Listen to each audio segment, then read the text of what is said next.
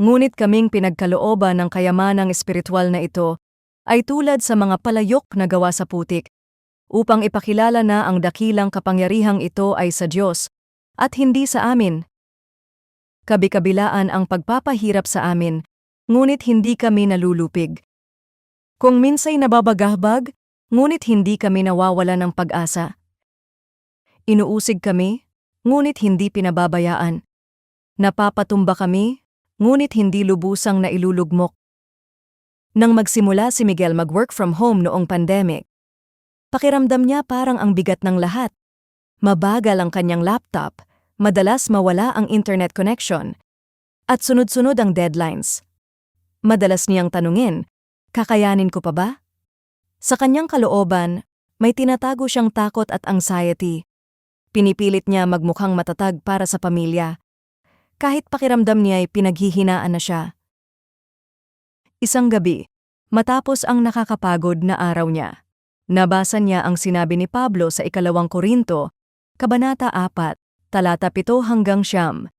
Inihalin tulad tayo sa palayok na gawa sa putik, marupok at madaling mabasag, pero sa loob natin may kayamanang walang kapantay, ang kapangyarihan ng Diyos. Narealize ni Miguel na hindi hinihingi ng Diyos na maging indestructible siya. Sa totoo lang, doon sa kahinaan niya mas nakikita ang lakas ng Diyos. Ang mga salita ni Pablo kung minsay nababagahbag, ngunit hindi kami nawawala ng pag-asa.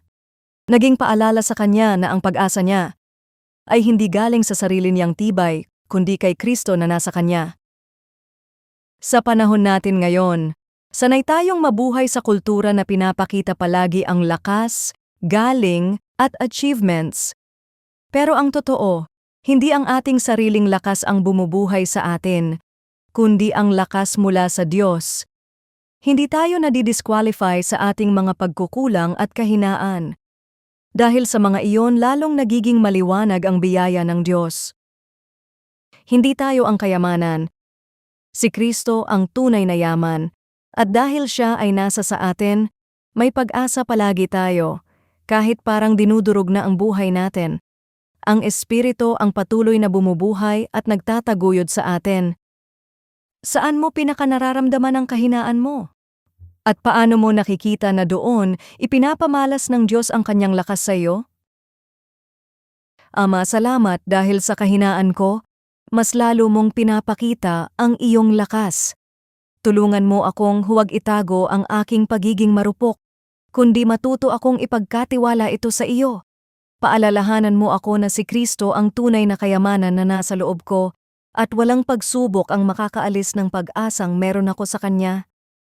Sa pangalan ni Jesus, Amen.